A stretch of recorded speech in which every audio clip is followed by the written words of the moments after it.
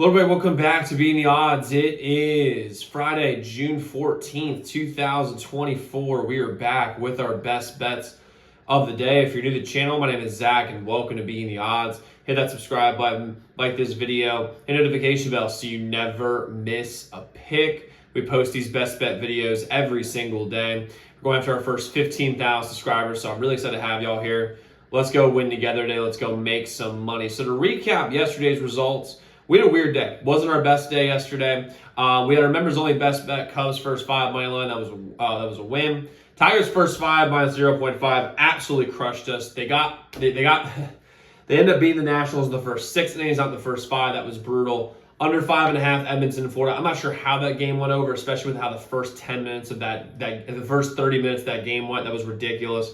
Over 8.5 LA and Arizona, easy win. Braves money line, pretty easy win. We had the over 10.5 KC in New York, that was a loss. Oilers money line loss, and Phillies money line, that was also a loss. Overall for the year though, we're having great success in all of these sports so far. You guys see my records over my left shoulder here. And we have a loaded day today. We have Game 4 of the NBA Finals. We have a full MLB slate. Let's jump into the picks we have today. We have 6 picks for you guys here today on YouTube. I'm going to start with our first play, which is going to be Luka over 32.5 points. Now, here's the deal. Last game, dude didn't play well. In every single metric, he played poorly. And I mean every single metric, he played poorly. However, I think he's going to bounce back off criticism. One thing that I know about sports betting, one thing I do know is that you buy low and you sell high. When everyone is killing a player that's actually good, most of the time you want to roll with that player. And right now they are killing Luka. That windy rant that he went on was accurate, but very, very, like when Luka's going to see that, everyone sees that, everyone's down on him. I think he's going big. That's what I think is going to end up happening here. I think he's going to have a huge game. The Mavs don't have any chance of winning this series. They're overmatched. They're basically a two-man team with Luka and Kyrie, sometimes a one-man team when Kyrie decides not to play well. But I think Luka's going to look at it like, listen, if I'm going to lose, I'm going down my way. And I think Luka drops like a 40 piece on the Celtics here today. I like him getting over this number. We've been killing props so far in the finals. I'm rolling Luka over 32.5 points in this game. Next, we'll go Jaylen Brown, over 23.5 points.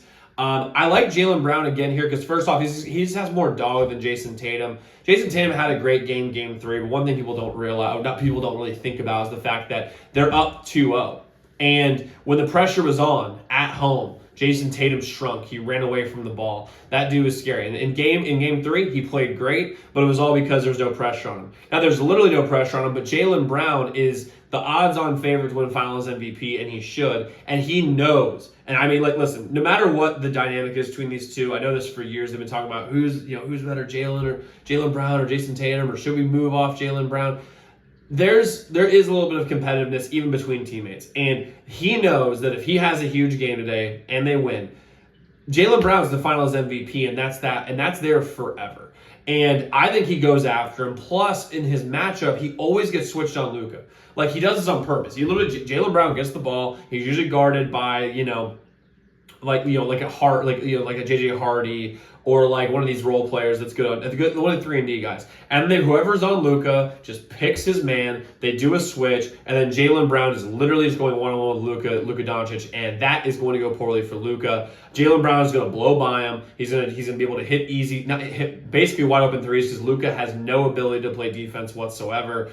I'm rolling with Jaylen Brown over 23.5 points. I love his matchup today. I love the circumstance, and he's not afraid of the moment. Jaylen Brown over 23.5 points. Book it. Next, we're going with Yankees minus 1.5 versus the Red Sox. They have the advantage everywhere today. First off, Gil is better than Bello without question. He just is. Plus, the Yankees coming off of a bad loss versus KC yesterday. I think they start this game locked in. I think they're ready to roll. The Yankees bullpen is better than the Red Sox bullpen without question. But the biggest difference here is the Yankees lineup versus this Red Sox lineup in Boston.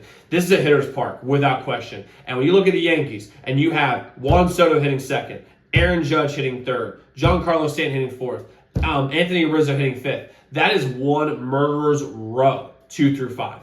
And they've got players up and down this whole lineup that can hit and hit well. You have a very short fence on the green monster that all these guys can get over. On the right, in right field, the outfield literally is like 4 feet off the ground. I think this is a barrage of runs. I love the Yankees here. They got the better pitchers, they got the better hitters, and they have more talent. I'm rolling with Yankees -1.5 versus the Red Sox here today.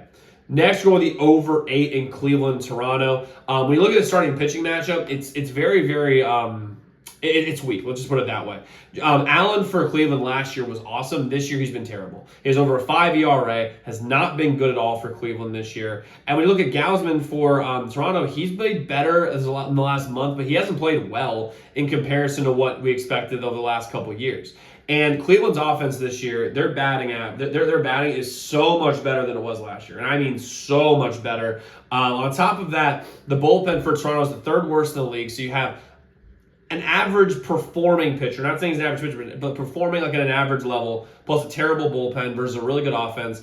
And Toronto's offense is up and down. It's very streaky, but you're going against really bad starting pitching. Now, Cleveland's bullpen, best in the league. But I think Toronto will be able to score enough, will be able to get enough runs home off of Allen. And Cleveland's offense is plenty good enough to hit off mediocre pitching. And it's only over 8. That's insane. I'm rolling over 8 in Cleveland and Toronto here. Next, we'll go with the Mariners team total over 3.5 runs. Haney for the Rangers has been terrible this year, and the Rangers bullpen is also bad as well. They're 5th worst in the league bullpen-wise. So basically up and down this entire game, the Mariners are going to have mediocre to bad pitching to hit off of. Plus, I see them in a bounce-back spot. I mean, they kind of got embarrassed by the White Sox pitching, which is just weird to see. And they're going to bounce back here today. They're playing against bad pitching. They're at home. I'm rolled Mariners here, team total over 3.5. And then we're going with no runs first inning, Philadelphia and Baltimore. Now, this is a little risky. I'm a little nervous about this. But Bradish and Suarez are both fan-fucking-tastic. Like, they have been great this entire year. And listen, both of these offenses for Philly and Baltimore at the top of the order are freaking great. They are unbelievable. And I think, though, today the pitching will win out. I think just the pitching is going to be a little bit better. Now, will the whole game? I have no clue. But I love the no runs first inning, given how good the starting pitching is. And most of the time, not all the time, but most of the time, these teams start a little slow in the first inning. So I'm rolling no runs first inning, Philly and Baltimore. Now, like I said, guys, we gave you 6 plays. We have 3 more plays. Our best bets, you can get to zdmbets.com/picks. The website is linked in the comments below. As a member, get all our members-only plays every single day, which most profitable, best bets on a day-to-day basis. On top of that, you do a direct line to me. So any game you're considering betting, reach out to our hotline number, get a guaranteed response back of any game you're considering betting. And you get our free picks on YouTube sent to you before these videos come out. That take advantage of early lines, early odds. The website zdmbets.com/picks, zdmbets.com/picks, zdmbets.com/picks. Also, before we wrap this video up, I gave US Open plays out yesterday. We gave out Morikawa, Scheffler, and Brooks to win just as like for fun plays. I want to say this just on the video at the very, very end here. First off, Scottie Scheffler's too tan. I don't know what the fuck he was doing. It feels to me like it was almost like a spray tan. If I saw that, I wouldn't have bet that. I'm going to put out some more US Open plays today on Twitter. My Twitter is linked in the description below. It's at ZDMBets. Definitely go give it a follow. But I'll go some more US Open bets. Might add some more MLB today, so definitely go check that out. But guys, go lock in those picks. Let's go win together today. Let's go make some money. I'll see you all tomorrow.